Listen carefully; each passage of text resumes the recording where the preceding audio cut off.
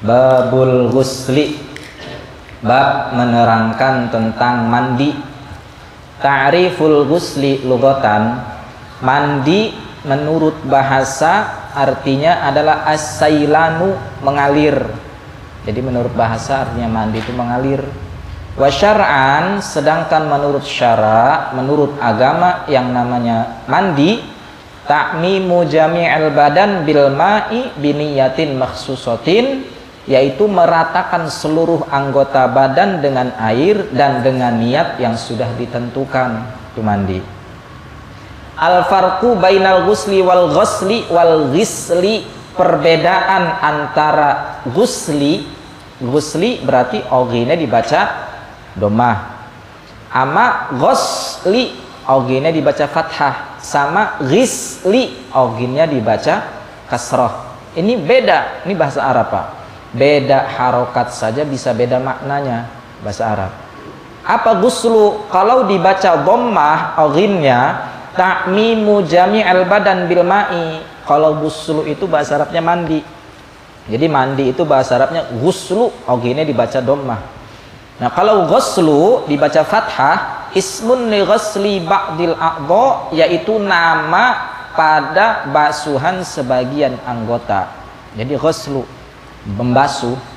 Jadi bahasa Arabnya membasuh itu ghuslu, oghinnya dibaca fathah. Kalau mandi ghuslu. Nah, kalau ghislu dibaca kasrah, ismun lima yudhafu ilal ma'i min sabunin aw ghairihi. Kalau oghinnya dibaca kasrah, nama pada barang yang dicampur dengan air seperti sabun atau yang lainnya. Sabun dicampur dengan air, namanya ghislu bahasa Arabnya. Ahkamul ghusli khamsatun, hukum-hukum yang ada pada mandi itu 5. Pertama, wajibun, wajib. Idza nadzaral ghuslal masnun, ketika seseorang bernazar pada mandi yang sunnah.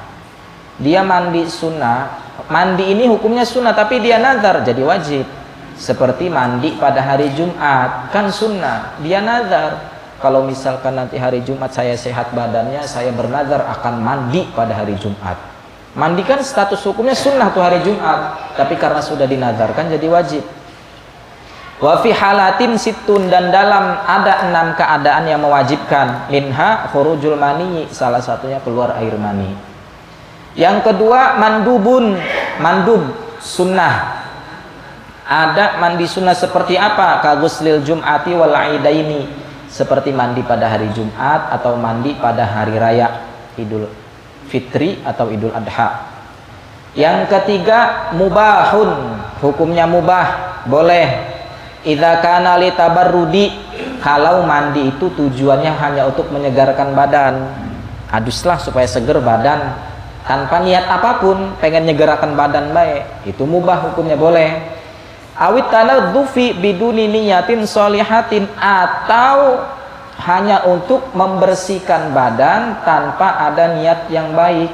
Jadi ngebersihkan badan doang, ora sholat ora apa, adus cuma ngebersihkan badan doang, hukumnya mubah, boleh. Yang keempat makruhun, makruh hukumnya. Mandi apa? Al-ghuslu bil inghimasi lis-shaim, mandi dengan cara menyelam bagi orang yang berpuasa. Walau kanal ghuslu wajiban seka, walaupun mandi tersebut mandi wajib. Kalau dia lagi puasa, dia punya mandi wajib, mandinya dalam keadaan menyelam, makruh hukumnya, tetap tidak boleh, mesti diguyur. Kalau menyelam makruh. Yang kelima haramun ma'asihah, haram tapi sah. Seperti apa? Idza kana bima'in magsubin, mandi menggunakan air ghosab. Apa ghosab? Air mandi, memakai air punya orang tanpa izin, mandinya haram hukumnya tapi sah mandinya. Ada haram tapi juga tidak sah. Idza kanat haidhon biniyati ta'abbudi, seorang wanita haid mandi niat untuk ibadah, ini haram dan juga tidak sah. Jadi perempuan kalau belum selesai haidnya atau belum selesai nifasnya, dia tidak boleh mandi wajib. Urung selesai haid mandi, niat mandinya mandi wajib, haram hukumnya dan juga tidak sah. Kalau pengen mandi, mandi baik, ora usah niat mandi wajib. perempuan haid atau nifas kalau belum selesai. Kemudian mujibatul ghusli, hal-hal yang mewajibkan seseorang untuk mandi. Mujibatul ghusli sittatun, hal-hal yang mewajibkan mandi ini 6. Wahya kismani, terbagi menjadi 2. Pertama, ma yahtassu bin nisa'i thalathatun, ada yang dikhususkan hanya untuk perempuan. 3. Pertama, al haidu, haid. Mandi ini khusus hanya untuk perempuan, haid, karena wong lanang lakas sing haid. Yang kedua, wan nifas. Nifas itu darah yang keluar setelah melahirkan, hanya untuk perempuan, wong lanang lakas sing nifas. Wal wiladah, yang ketiga wiladah, mandi setelah melahirkan. Ini khusus hanya untuk perempuan. Yang kedua, ma yashtariku fihi rijalu wan nisa'u thalathatun, berbarengan, laki-laki wajib, perempuan juga wajib. Pertama, al jima'u, jima', berhubungan badan. Yang kedua, wa khurujul maniyi, keluarnya air mani, wajib mandi, laki-laki perempuan wajib mandi. Yang ketiga, wal mautu, meninggal dunia, wajib mandi, laki-laki perempuan. Syarhu mujibatil ghusli, penjelasan hal-hal yang mewajibkan mandi. Pertama, ilajul hasyafati fil farji, masuknya hasyafah ke dalam farji. Ilaj, makna ilaj di sini ai idkhal, masuk. Sedangkan al hasyafah, apa hasyafah? Udah paham? Ra'sud dzakar, kepala kemaluan laki-laki. Ra'su ndase helm bajane. Udah paham? Karena ini mesti jelas. Kalau tidak jelas, ini error, menimbulkan pertanyaan, dan nanti akan menyebabkan kalau seseorang kalau dia tidak paham, engkau deke dua hadas besar tapi orang mandi wajib karena tidak tahu.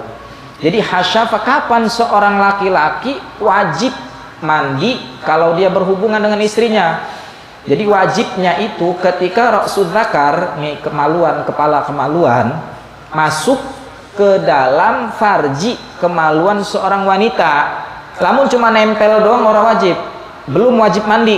Kalau baru nempel, wajib itu kalau sudah masuk, nih ndase manjing, wis selusuk, ini wajib. Sekalipun tidak keluar air maninya, masuk doang, sekalipun tidak keluar air maninya, wajib mandi, ya. Jadi lamun wis manjing sudah wajib. Mana yang wajib? Dua-duanya wajib. Laki-laki wajib, perempuan juga wajib. Wadhabitul farji, batasan farji, kemaluan wanita, kullu ma yusamma farjan, setiap sesuatu yang dinamakan farji, sawaun akana kubulan au duburon, baik itu kubul ataupun dubur, kemaluan depan ataupun kemaluan belakang, lobang depan ataupun lobang belakang. Jadi seorang laki-laki diwajibkan mandi kalau sudah masuk ke dalam farji. Farji itu mana? Kemaluan depan seorang perempuan ataupun belakang, ya. Seorang laki-laki haram berhubungan badan lewat lubang belakang. Bahkan orang yang berhubungan badan lewat lubang belakang, sekalipun dia mandi dengan air yang ada di lautan, air selautan itu dia pakai untuk mandi, tetap tidak akan bisa menghilangkan dosanya. Jadi tidak boleh berhubungan badan sing dubur, jadi sing kubul. Jadi sekalipun naudzubillahi min dzalik, kalau ada orang yang berhubungan badan lewat lubang dubur, tetap wajib mandi kalau sudah masuk zakarnya, kepalanya. Min adamiin, baik manusia au ghairihi, atau yang lainnya, naudzubillah, jima, nggo hewan, binatang, dalam sapi dipanjingi, masuk kepala zakarnya, wajib mandi. Alhamdulillah. Hayyin, baik hidup au maitin, ataupun meninggal dunia.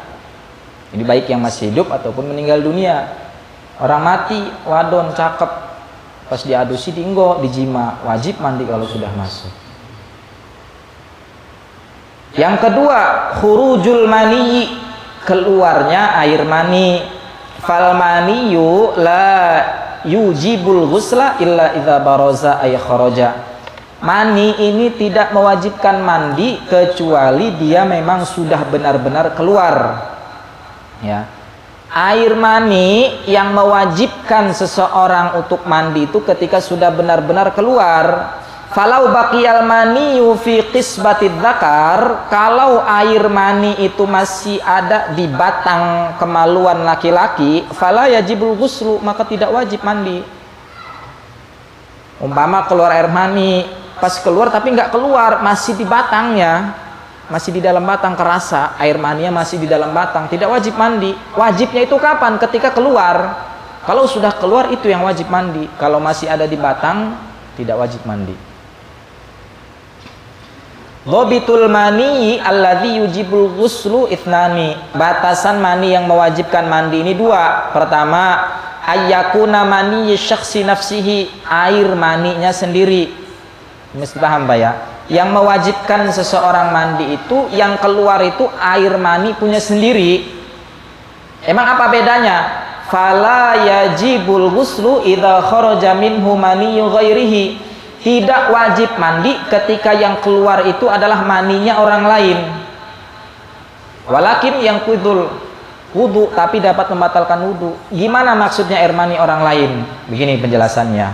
Falau jama'ar rajulu zaujatahu, ketika seorang laki-laki menjima istrinya, walam taqdi wattriha bi angkanat naimatan au mukrahatan.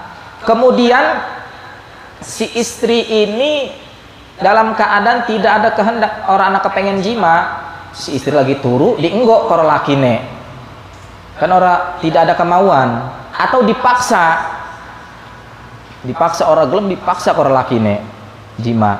Tsumma salat, kemudian mandi si perempuan ini, fa kharaja minhu maniyyu zaujiha, kemudian ketika mandi keluar air mani punya suaminya, bukan punya dia. Jadi kan ketika berhubungan badan, si istri ini dalam keadaan tidur atau dalam keadaan dipaksa, kan tidak ada syahwatnya, tidak keluar syahwat. Kemudian pas mandi keluar air mani punya suaminya yang masuk itu, maka di sini tidak wajib mandi seorang istri, ya. Seorang istri itu tidak wajib mandi karena yang keluar bukan air mani punya dia, tapi punya suaminya yang masuk ke dalam kemudian keluar lagi. Maka tidak wajib, tapi dapat membatalkan wudu. Kalau dia sudah mandi wudu, batal wudunya. Yang kedua, ayyakunal khariju minhu awwala marrah, yang mewajibkan mandi itu air mani yang keluar pertama kali. Yang pertama kali keluar itu yang mewajibkan mandi. Fala yajibul ghuslu idza adkhalahu, tidak wajib mandi ketika air mani itu masuk lagi ke dalam, tsumma kharaja minhu marratan tsaniyatan, kemudian keluar untuk yang kedua kalinya. Jadi keluar air mani, sudah keluar, ada sisa sedikit, masuk lagi ke dalam. Ketika kita sudah mandi, keluar lagi. Ini tidak wajib yang kedua kali ini, karena bekas yang tadi, bekas yang pertama sudah keluar, dia masuk lagi, kemudian keluar lagi. Tapi kalau dia sudah wudu, batal wudunya. Paham gak ya? Sekarang ada perbedaan. Al-farqu bainal maniyyi wal madyi wal wadyi. Ada perbedaan antara air mani. Yang kedua madhi, kalau madhi pakai zal, madhi. Yang ketiga wadi, mani, madhi, wadi. Ini tiga, ini beda. Kalau mani, ma'un abyadu yatadaffaqu hala khurujihi. Kalau mani itu air yang cair dan putih, kemudian ketika keluarnya itu muncrat. Ya beda nih ya. Air mani ketika keluar muncrat, wa yakhruju bi syahwatin, dan keluarnya itu bersamaan dengan syahwat yang memuncak, wa yaqubu khurujahu futurun, dan setelahnya akan menyebabkan lemas. Lemas apa Pak? Jadi air mani keluarnya ini tidak paham Pak ya, duduk. Emang fikih mesti gamblang. Kalau mau orang gamblang orang jelas Pak. Karena pembahasan seperti ini adanya di fikih. Jadi air mani itu warnanya putih, keluarnya muncrat, dan ketika sesudahnya akan menyebabkan lemas di air mani. Kalau madhi, ada madhi. Kalau madhi itu ma'un abyadu, air yang warnanya putih, raqiqun lazijun, kemudian warnanya ini bening dan lengket. Bening, lengket, ini air madhi ya.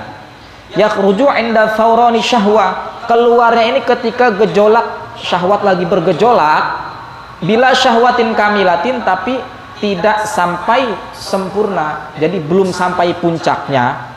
Biasanya maaf madhi ini keluarnya meleleh, dia nggak muncrat. Madhi lagi gejolak syahwat, keluar meleleh tuh, warnanya bening lengket, itu madhi. Nanti beda mani dengan madhi. Yang ketiga wadi. Kalau wadi itu maun abyadu sakhinun kadirun, air yang putih kasar keruh warnanya. Wadi.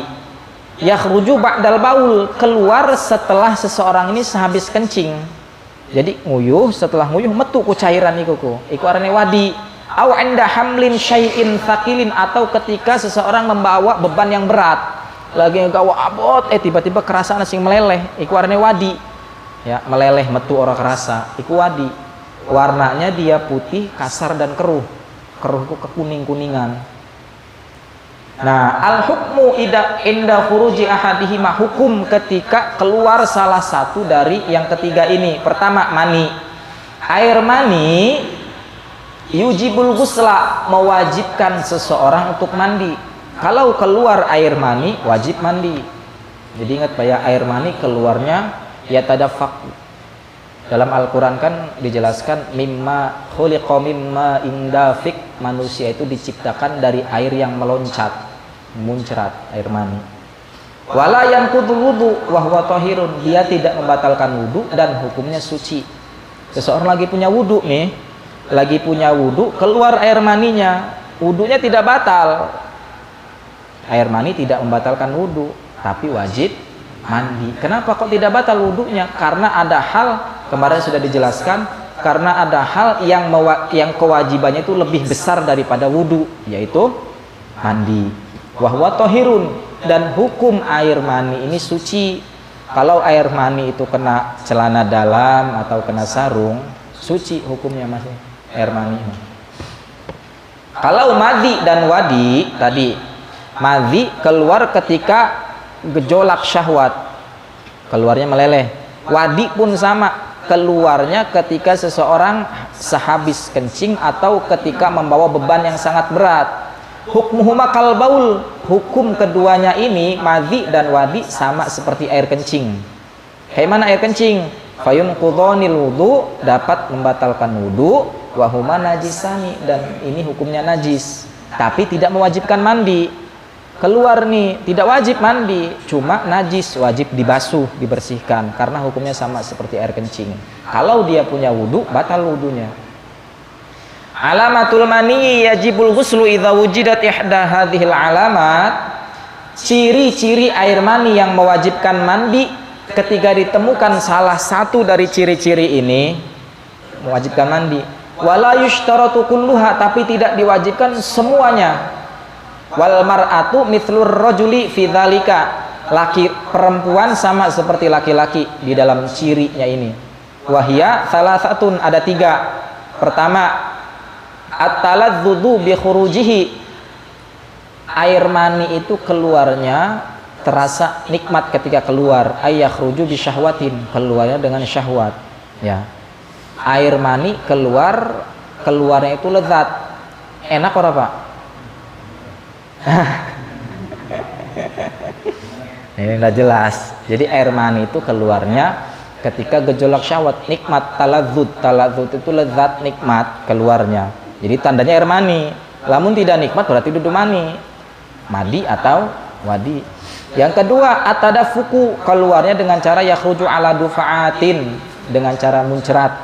Yang ketiga, ar-raihatu idza kana ratban karaihatil ajin awit tal'i, baunya kalau dia masih dalam keadaan basah seperti adonan atau mayang kurma. Ini baunya. Kalau umpama lagi tidur nggak kerasa, pas bangun kok kayak ada air mani, dilihat cirinya, dicium baunya. Kalau dia masih basah, baunya seperti adonan kue atau mayang kurma. Kalau basah, wa ingkana jafan, kalau dia kering, karaihata bayadil bidi, seperti putih telur. Jadi ngebekasnya itu seperti putih telur lamun garing. Lamun bengi pas subuh tangi kok ning sarung anak mengkenen. Nah, perhatikan lamun banyu mani. Kalau air mani itu ketika kering dia seperti putih telur. Kalau basah baunya seperti adonan. Pas dideleng Ora kayak putih telur, ora kayak adonan baune, berarti ngompol. Falaisa min alamatil mani kaunuhu abyadun. Jadi bukan ciri mani dia warnanya putih, jadi bukan ciri air mani itu putih. Au yaqubu khurujahu futur, atau keluar setelah keluar merasa lemes. Jadi bukan ciri mani. Jadi ada orang yang sehabis keluar air mani orang lemes masih kuat. Walakin hadza ala sabilil ghalib, ini hanya kebiasaan. Kebiasaan yang terjadi itu air mani keluar warnanya putih dan sesudahnya biasanya lemas. Mas'alatun, sekarang permasalahannya, idza syakahal khariju maniyun au madhyun famal hukmu, bagaimana seseorang ragu-ragu. Dia ragu-ragu, ini saya yang keluar ini air mani atau madhi ya, dia ragu-ragu. Mani itu ketika gejolak syahwat dan keluarnya muncrat, mani. Madhi ketika syahwat belum sempurna, dia ragu-ragu ini air mani atau madhi ya. Maka dalam hal seperti ini yatakhayyaru, dia diperbolehkan memilih. Fa in syaa ja'alahu maniyan, kalau dia mau dia jadikan itu air mani. Ketika dia ragu-ragu ini keluar air mani atau madhi ya. Kalau air mani, kalau dia yakini air mani berarti wajib mandi. Wa in syaa ja'alahu madyan, kalau dia yakini madhi berarti batal wudunya, wajib membasuh area yang terkena air madhi tersebut karena najis. Wal afdolu, tapi yang paling utama, ayajma'a bainahuma fayaghtasilu wa yaghsilu ma asabahu minhu, dia mandi kemudian membasuh area yang terkena madhi tersebut. Yang ketiga, hal yang mewajibkan mandi, al haidhu, haid. Fayajibu alaihal ghuslu ba'dan qita'i dammil haid, wajib mandi haid setelah darah sudah berhenti seorang perempuan. Yang keempat, an-nifasu, nifas. Fayajibu alaihal ghuslu ba'dan qita'i dammil nifas, wajib mandinya ini setelah keluar, setelah habis darah nifasnya. Yang kelima, wiladah, mandi melahirkan, wajib mandi walau waladat mubghatan aw alaqatan, sekalipun dia melahirkan segumpal daging ataupun segumpal darah. Segumpal daging berarti keguguran, atau segumpal darah keguguran, tetap wajib mandi. Yang keenam, al mautu, mati. Wa sayati tafsiluhu fi babi ghuslil mayyit, penjelasannya tentang mandi mayit akan diterangkan di depan. Kemudian furudul ghusli, rukun-rukun mandi. Furudul ghusli ithnani, fardu mandi cuma dua. Pertama, an-niyatu, niat. Kapan niat? Waktunya. Waktuha awalul ghusli, waktu niat itu pertama kali dia membasuh, pertama kali mandi. Li'annal badan fil ghusli kal adwil wahid, karena anggota badan ketika mandi itu seperti satu anggota. Jadi badan ketika mandi seperti satu anggota, jadi bebas. Jadi niat mandi, kapan mulai niat? Jadi bukan pas lagi nyibu, kayak wudhu pada baik. Ketika air itu jatuh, di situ dia niat. Terserah pengen ngejatuhkan pertama kali di mana. Dari kaki berarti ketika air itu jatuh dia niat, atau dari atas ketika jatuh dia niat. Jadi ketika air dia ngambil air, ketika air ini jatuh di situ niat. Niat anane ning endi? Njero ati. Niat saya niat mandi wajib, cukup. Atau saya niat mandi wajib fardu karena Allah, ning jero ati, cukup. Jadi ketika jatuh pertama kali air ya, waktu niatnya. Permasalahannya, idza jtama alai ghuslani wajibani fa aktsaru kal jima'i wa khurujil mani fala takfi anhu. Fahal takfi anhuma niyatun wahidatun? Kalau seseorang umpama punya kewajiban mandi dua, seperti jima dan keluar air mani. Entas jima, keluar air mani. Jima berarti kan masuknya hasyafah ke dalam farji, wajib kan mandi, berhubungan badan. Kemudian keluar air mani, wajib nggak mandi? Wajib. Nah, dia berjima kemudian keluar air mani, berarti dua tuh kewajiban mandi. Mandi karena keluar air mani, yang kedua mandi karena berhubungan badan, masuknya hasyafah ke dalam farji. Apakah cukup, pertanyaannya? Apakah cukup ketika mandi itu dia hanya satu niat mandi wajib baik? Apakah cukup? Apakah sah? Maka jawabannya na'am, cukup, takfi niyatun wahidatun lahuma. Dianggap cukup, dianggap sah dengan satu niat. Jadi terserah niatnya. Saya niat mandi junub, fardu karena Allah, sah. Jadi dua kewajiban mandi, satu niat, sah. Kemudian idza jtama'a ghuslu fardhin wa ghuslu sunnatin fahal takfi niyatu ahadihima. Bagaimana kalau seseorang punya kewajiban, yang satu wajib, yang satu mandi sunnah, yang satu mandi wajib, yang satu mandi sunnah? Apakah bisa hanya niat salah satu dari keduanya? Umpama saya niat mandi sunnah, apakah yang wajibnya ke bawah? Atau saya niat mandi wajib, apakah yang sunnahnya ke bawah? Jawabannya la takfi, tidak sah. Jadi wajib fala budda ayyan wiyahuma, dia wajib niat kedua-duanya. Umpama pada malam Jumat dia berhubungan badan dengan istrinya, wajib mandi. Pas hari Jumat kan sunnah mandi, berarti kan dua tuh. Yang satu mandi wajib karena berhubungan badan, yang kedua mandi sunnah karena hari Jumat. Maka wajib niat dua-duanya, niat mandi wajib dan niat mandi sunnah hari Jumat. Kaifiyatun niat fi ghuslil fardhi, cara niat pada mandi wajib. Yanwi biqalbihi, dia niat di dalam hatinya. Wa yusanna ayyatalafadha, dan sunnah dia melafadzkan niat. Seperti nawaitu raf'al janabah, saya niat mengangkat janabah. Kenapa kok dinamakan junub? Junub itu diambil dari bahasa Arab. Junub itu dari kata jambun. Jambun itu artinya sisi. Sisi. Kenapa kok mandinya disebut mandi junub? Karena ketika mandi junub, setiap sisi yang ada pada badan mesti tersapu bersih dengan air. Makanya disebutnya mandi junub.